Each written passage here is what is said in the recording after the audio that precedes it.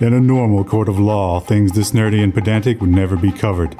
But this isn't normie court. When IP is stolen, when capacitors are pregnant, when bad firmware updates show their ugly heads, you come to the Silicon Court. This here court will now call to order in the case of the people, or motherboards as it may be, against the Intel Corporation. The charges being aggravated overvoting, reckless and dangerous updates, and board slaughter. Would the jurors please rise and raise your right hand? Mr. Foreman, we lack the articulation to do so. All right, forget it. Let's just get on with this show. We got places to be. These here attorneys will now make their opening statements. Ladies and gentlemen and robots of the jury, we're here today to talk about Spectre and Meltdown. Those are two hardware vulnerabilities that were discovered in CPUs, not just Intel CPUs, other CPUs as well. These vulnerabilities allow processes to access memory they're not supposed to be able to. It has something to do with speculative execution with Intel and their ever-evolving avarice for more speed and faster execution. They'll actually execute code even before the code has been cleared to execute from a security standpoint. And that has led to very, very serious security consequences. Intel has had 7 months to develop a security fix for this before the security vulnerabilities were made public. And even then, the updates that they released to the public, not long after that public disclosure, were incomplete and had a lot of problems. They didn't take into account thermal and power characteristics and other things like this laptop. Intel doesn't want to admit that the Meltdown and Spectre patches will slow your CPU down. So in microcode, tricks and shortcuts are taken to offset the performance loss for those patches. But those performance offsets come at a cost. While the CPU might be able to survive the increased power utilization, the power delivery circuitry, and the motherboard, the rest of the laptop can't survive that increased power usage. And it hasn't. That's why it's dead. The allegations you've heard here are circumstantial at best. Yes, no one's denying that there has been a horrible, horrible tragedy, a horrible death. But it really has nothing to do with my client. My client is innocent. It's the foolhardy OEMs and Microsoft pushing updates that no one needs or wants right now that caused the death of this motherboard. No, in fact, my client has been going well above their call of duty to get this stuff done. They've been trying to help people repeatedly with all the Spectre and Meltdown issues. The issue, in my opinion, and the opinion of my client, is that people are out to take advantage of them. They're a successful company. They're helping people out of the bottom of their heart, and people are just trying to get a quick buck out of them. Christ on a cross, y'all is boring me to the ends of my wits. Can we please bring on the witnesses for this here show? The prosecution would like to begin by calling Mr. Intel, my liege.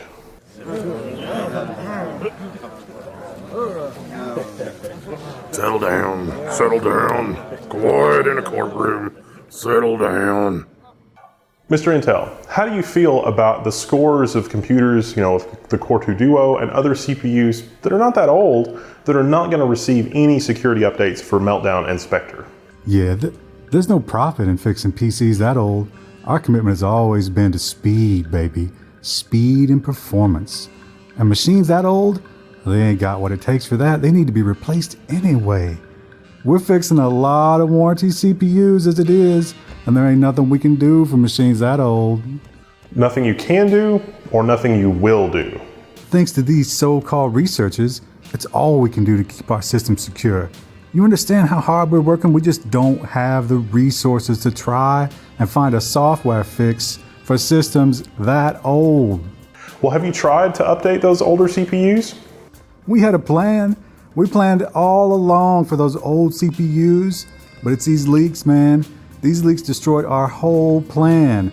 We were going to roll out some microcode updates that would provide some protection for those 5 to 10-year-old CPUs. We got love for those old ones, but those malicious leaks, they destroyed our timeline, diverted our attentions, you understand. Now with those microcode updates, it's not just board partners that deploy those in like the UEFI or something like that. Those can also be deployed by operating vendors such as Microsoft, right? Microsoft? These are my CPUs. I'm in full control of the microcode. What do you mean? Can you explain further? I don't trust Microsoft. You think I trust them to roll out our updates? What have they ever done right with updates? We know our customers and how they use our CPUs. Microsoft doesn't know anything about our CPUs. What do they know about our customers? Microsoft doesn't understand how nuanced the usage of a particular CPU is. It's delicate, man. It might be high clocks or low power the customer wants. Microsoft doesn't know that.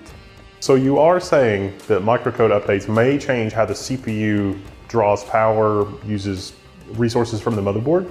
Well, Intel gives board makers access to the tools for them to pick the appropriate microcode update that goes with their situation and solution, including our CPUs.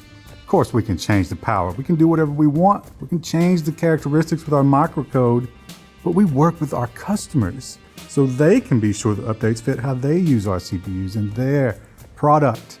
It's not like we're just arbitrarily using more power to mitigate these security issues, man. So, Your Honor, I would like to enter into evidence Exhibit A.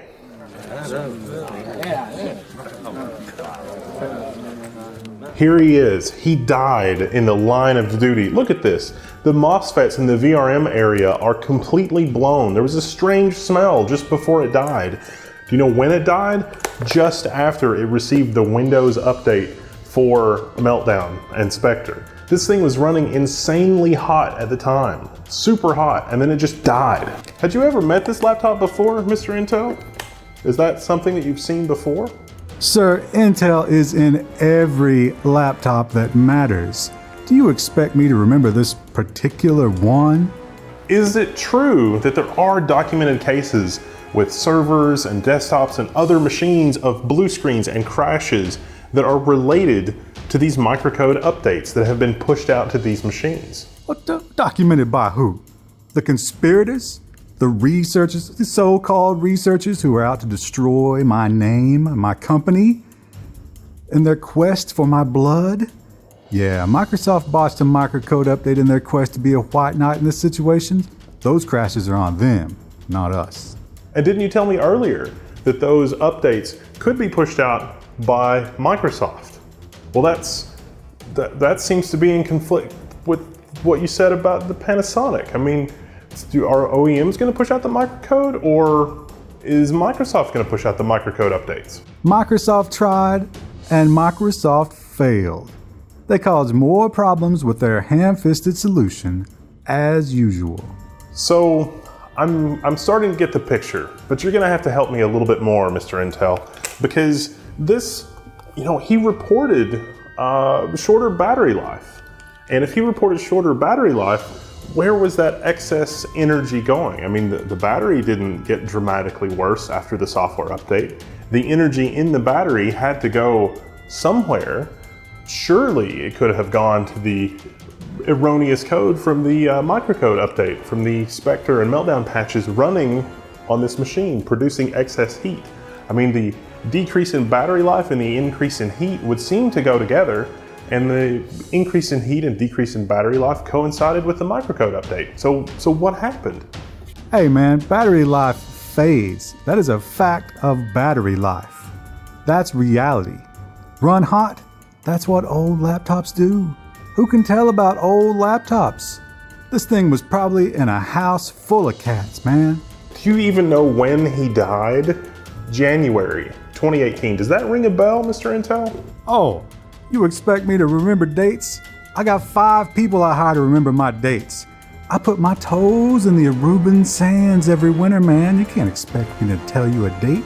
Well, let me tell you what happened in January 2018. That is when Microsoft pulled the microcode update for machines just like this one.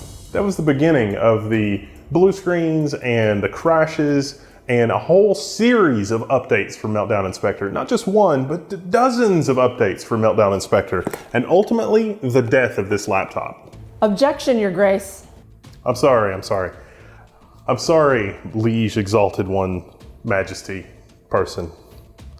I withdraw. But I would like to enter into evidence Exhibit C, the power graphs from a kilowatt showing power utilization of this laptop's brother. This laptop's brother put himself on the line, accepting the faulty microcode update, but while we were monitoring it with a kilowatt, which is a device that measures power consumption and power utilization, we were able to demonstrate with software in Spectre, Spectre and Meltdown software examination, and also at the kilowatt level, showing that this laptop was in quote-unquote slow mode and was making excess heat and using about 15% more power than it was before the Spectre and Meltdown update. This is measuring actual raw power utilization, so this would seem to support that the patch does actually at least cause the computer to use more power than it did previously. Now, Mr. Intel, you have security staff that do this type of analysis, right, with Spectre and Meltdown. Why is it that in their work, they didn't discover these types of vulnerabilities or these types of problems? Once again, you can thank the leakers, the researchers, quote unquote. We were rushed into doing everything before we were ready. On their timeline, the criminal timeline. There was no time for us to do everything. Our partners, in this case Panasonic, were responsible for testing our fixes for their specific builds. And this one was real specific, man. No one could have anticipated these security issues. It's new computer science. Your Honor, I would like to enter into evidence Exhibit QC. This paper is about speculative execution. It's an academic paper, and it talks about exactly the kind of vulnerabilities that the Spectre vulnerability is and predicting that. This paper is from quite a while ago. What do you think about that, Mr. Intel? Objection. Great one. Withdrawn, Your Eminence. Will the defense care to cross, madam? Mr. Intel. Now, of course, we've all been keeping up with the Level 1 news. We've been seeing all of these media reports about these dead laptops. Have you experienced this yourself with your own clients? And do you think that your stuff is responsible for the issues that are happening? In all of our testing, our fixes have been flawless, perfect like newly poured glass, just like my new wife. Now, the prosecution would have you believe that the blue screens, the crashes, everything like that, that is the fault of your company and the patches you've pushed. How would you respond to that? Everything about this is a concerted effort to destroy the Intel Corporation. Everyone is jealous of our power, man. You know what it's like being at the top of the mountain? You know the stress? You know what it's like to be me, counselor? Any problems there might be from microcode updates is from other people misusing them. Mr. Intel, you've been working on power utilization upgrades since January, correct? Oh yeah, let me just say how nice you look today, girl. Yeah, we were working on that way before January. We've been working hard. January is when the conspirators forced our hand and we had to go into crisis mode.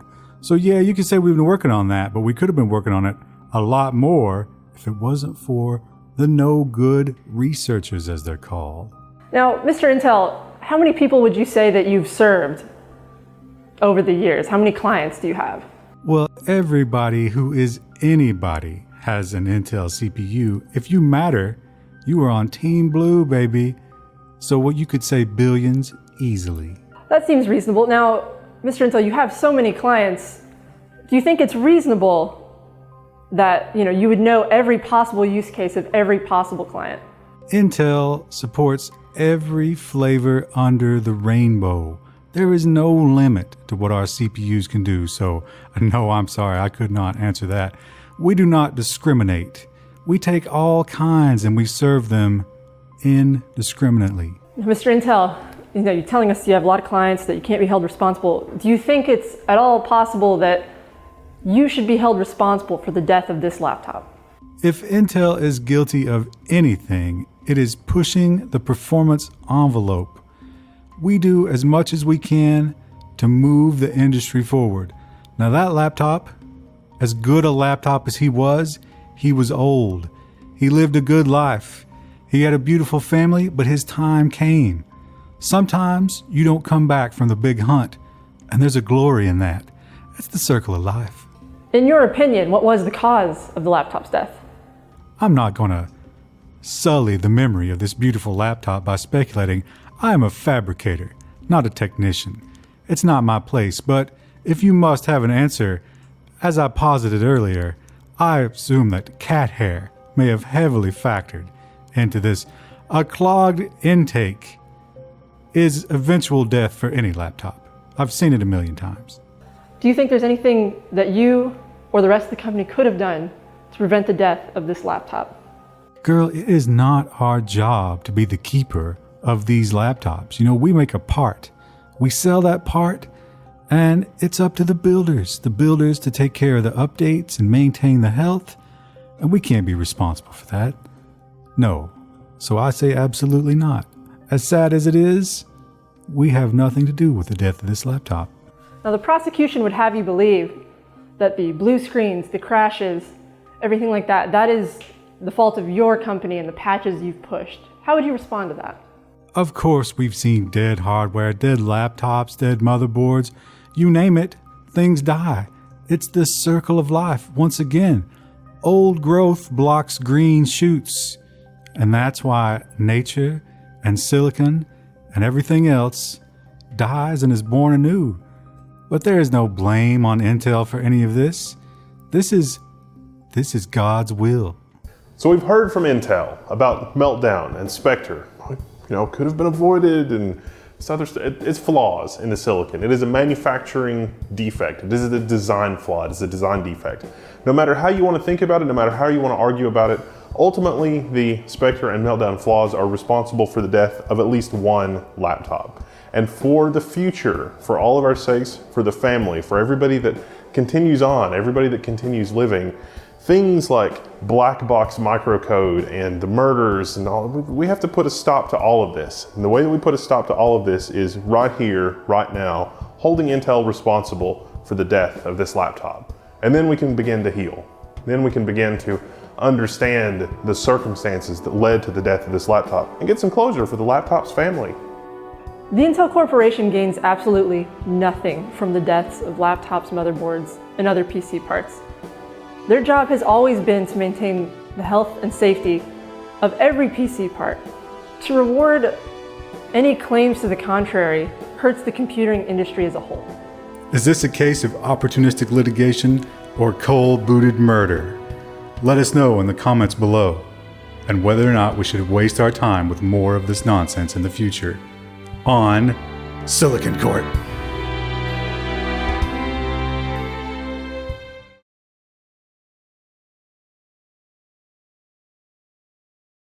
We're live with Channel Infinity News from the Alan Moore Memorial Courtroom at the trial of the century, juror number 6. I saw you taking a lot of notes during the proceedings. Did you have any thoughts to share with us? Yes, you might have noticed that I'm a bit of an artist, and I was sketching something. My heart belongs to a beautiful young lady. She couldn't be here today because she's in something of a position of power, but she's really something special. Juror 2, can you tell me a little bit more about what you're thinking here today? I kind of understood, but I kind of didn't follow because these are like special computers, not regular computers. I mean, I've got like an iPhone, but I don't really understand these are like special or something. I don't really know.